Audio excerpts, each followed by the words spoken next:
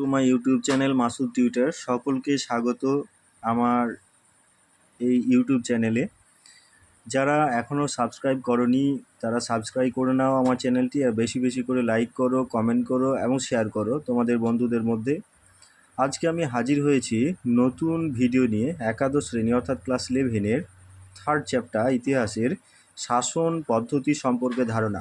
এই শাসন পদ্ধতি সম্পর্কে যে ধারণা তৃতীয় চ্যাপ্টার রয়েছে তোমাদের, সেই তৃতীয় চ্যাপ্টার থেকে গুরুত্বপূর্ণ 30টি কোশ্চেন নিয়ে হাজির হয়েছি, যেগুলো তোমাদের সামনে যে ফার্স্ট সেমিস্টার তোমাদের পরীক্ষা রয়েছে সেটার জন্য কাজে লাগবে এবং খুবই গুরুত্বপূর্ণ সেই শর্ট কোশ্চেনগুলো।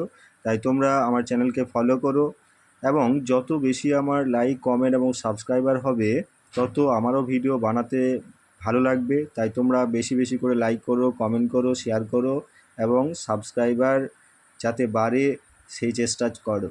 আজকে আমি আলোচনা করছি ক্লাস 11 অর্থাৎ একাদশ শ্রেণীর শাসন পদ্ধতি সম্পর্কে ধারণা, যে ইউনিট 3 রয়েছে তোমাদের ইতিহাসের, সেই তৃতীয় অধ্যায়ের কিছু গুরুত্বপূর্ণ শর্ট নিয়ে, 30টি গুরুত্বপূর্ণ শর্ট নিয়ে, যেগুলো তোমাদের ফার্স্ট সেমিস্টারে কাজে লাগবে এবং এখান থেকে তোমরা পুরোপুরি কমন পাবে। এই যে তৃতীয় অধ্যায় রয়েছে শাসন পদ্ধতি সম্পর্কে ধারণা, এখান থেকে তোমাদের রয়েছে 15 নাম্বার। এখান থেকে 15 নাম্বার তোমরা পাবে।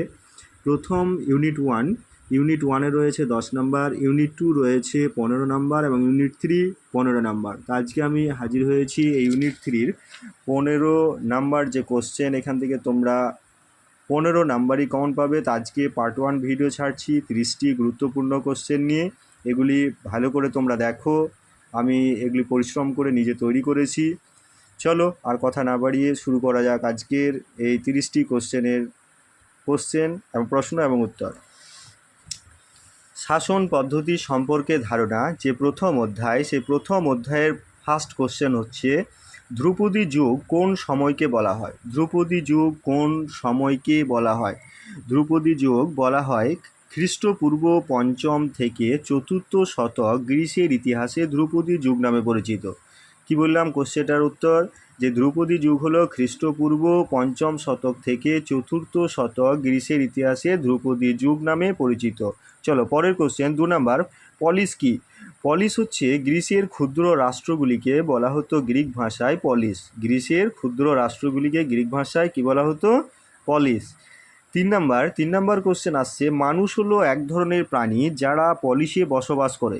এটা একটি উক্তি। এই উক্তিটি কার? বলছে মানুষ হলো এক ধরনের প্রাণী যারা পলিসে বসবাস করে। উক্তিটি হচ্ছে অ্যারিস্টটলের। উক্তিটি অ্যারিস্টটলের।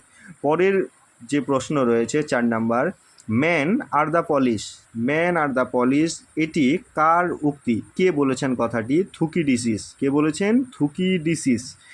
5 নম্বর প্রশ্ন, একটি গণতান্ত্রিক পলিসির উদাহরণ দাও। একটি গণতান্ত্রিক পলিসির উদাহরণ দাও। গণতান্ত্রিক পলিসির উদাহরণ হলো এথেন্স।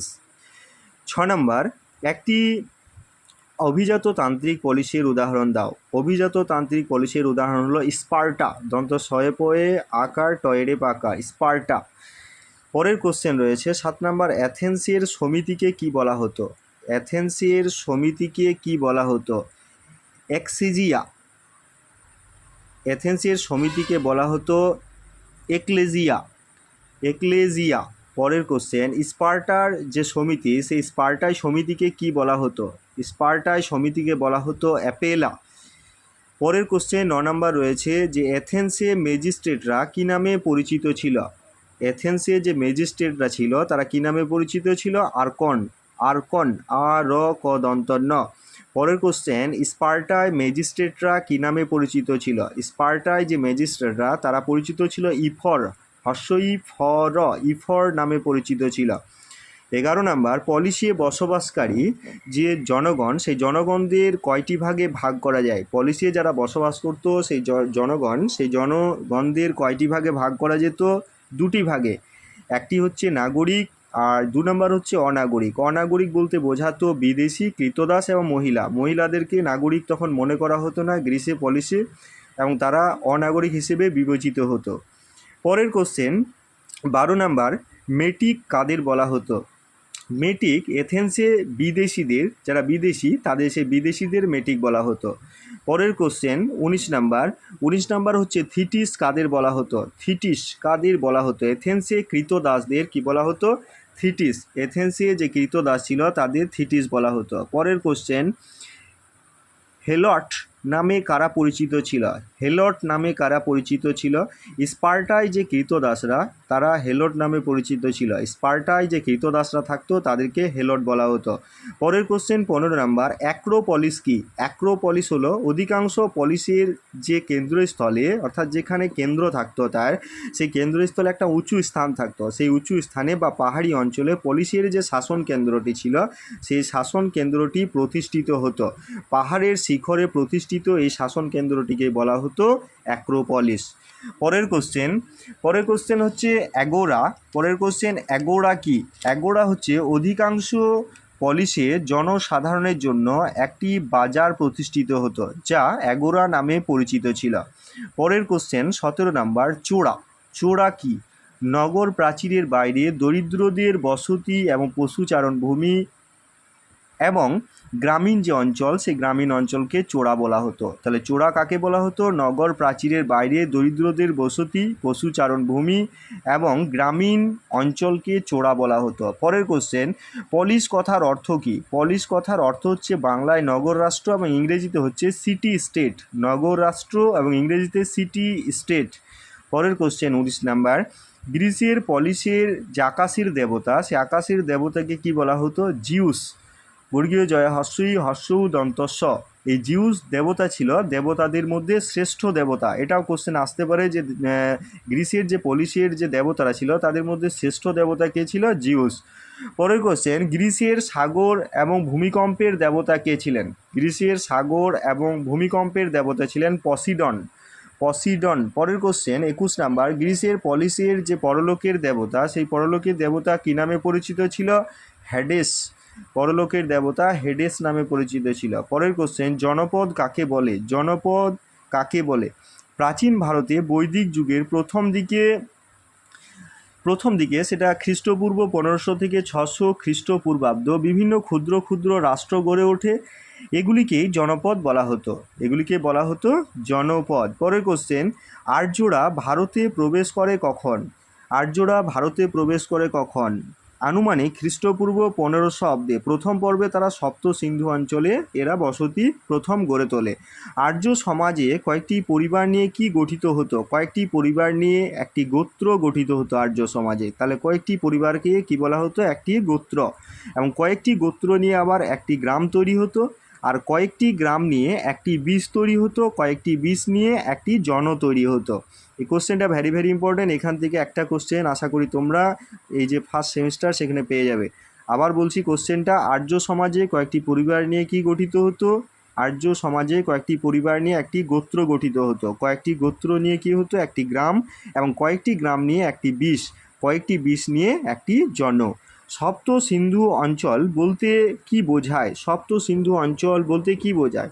সপ্ত সিন্ধু অঞ্চল বলতে বোঝায় উত্তর পশ্চিম ভারতের যে 7টি নদী অববাহিকা, সেই 7টি নদী অববাহিকাকে বোঝায়। এই নদীগুলি হলো শতদ্রু, বিপাশা, বিতস্তা, চন্দ্রভাগা, ইরাবতী, সিন্ধু এবং সরস্বতী। এই 7টি যে নদী রয়েছে এই 7টি নদীর অববাহিকাকে বলা হতো সপ্ত সিন্ধু। এখানেই প্রথম কি করেছিল? আর্যরা বসতি স্থাপন করেছিল।